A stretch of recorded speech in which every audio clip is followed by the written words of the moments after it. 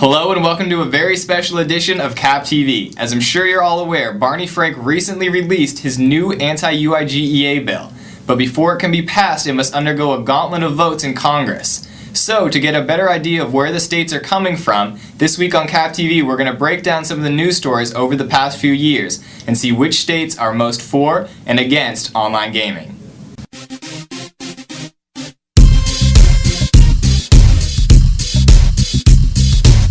Though a few states have caused a big media stir with actions related to online gambling, most have been pretty balanced if not altogether silent. Of course, the most notable anti-online gambling states have been Kentucky, Washington, and now Minnesota, or if you will, the Three Amigos. As you can see on this map, a few other states have also tried to pass laws making online gambling within their states illegal. At the same time, there are some states that have tried to make it legal in hopes of regulating it and generating tax revenue. Well, to get a better look at a few of these states, let's join our very special guest, Karen from PAP, as we take a closer look at exactly what their opinions are. Over to you, Karen. Hi, Greg. I'm here in Minnesota where last week the state made an uncharacteristically bold move, asking local ISPs to block over 200 gambling sites. I don't understand where they get an idea like that from. No! Australia? Why? Why would you want to bring little Minnesota down to your level? Was it not enough that we had to suffer through Mad Max 3? Alright, and what's the speculation on the outcome? Well, lawyers are confident the action will not be upheld in court. The state is attempting to use the Wire Act of 1961 to block these gambling sites, but this law only applies to sports betting and phone lines, not internet casinos. But it will be interesting to see how the representatives of the state vote in the upcoming bill.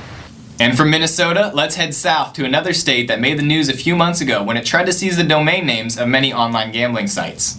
Thanks, Greg. As you know, Kentucky is very opposed to gambling. It's just not in their nature. Hold on, Karen. I don't think that's quite true. Isn't Kentucky home to one of the biggest horse races, where gambling's a large part of the tradition? No, I think you might be confusing states. Did you mean Kansas? It's called the Kentucky Derby. In fact, I think you're standing outside of it right now. Doesn't this all just seem a little bit hypocritical? Now that I think about it, I'd love to sit and talk, but I've got my money on a horse. Don't tell Minnesota. Alright, and from there let's head out west to Washington, a state known for being a state in the Pacific Northwest region of the United States that was carved out of the western part of the Washington Territory. It was named after the first president of the United States, George Washington. And Greg, what a lovely carving of the Washington Territory it is. But these guys just pretty much hate online gambling. You can't place a bet, promote a betting site, or even publish a press release about betting here. What a sad, sad place. No wonder grunge rock started there. Alright, let's head south to a happier place where the state figured out that if they legalize and regulate online gambling, they can generate much needed tax revenue. Hey Greg, this truly is a wonderful place. And in just a few short weeks, the state government will be voting on a bill to legalize and regulate online poker, allowing current gaming establishments to apply for licenses. This bill is called the Online Poker Law Enforcement Compliance and Consumer Protection Act, or for short, KPLCAPA. Not one of the state's catchiest bill names. Not at all. Thanks, Karen. Well, it's an exciting time here in the States, and who knows, if things go the way we want, online gambling could be legal again by the summer. So pay attention, write your local congressperson, now is the time to act.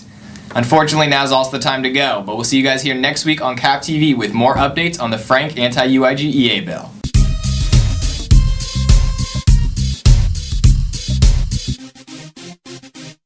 Why would you want to bring little Minnesota down to your level? Is it not enough that we... Look, it's on my eye.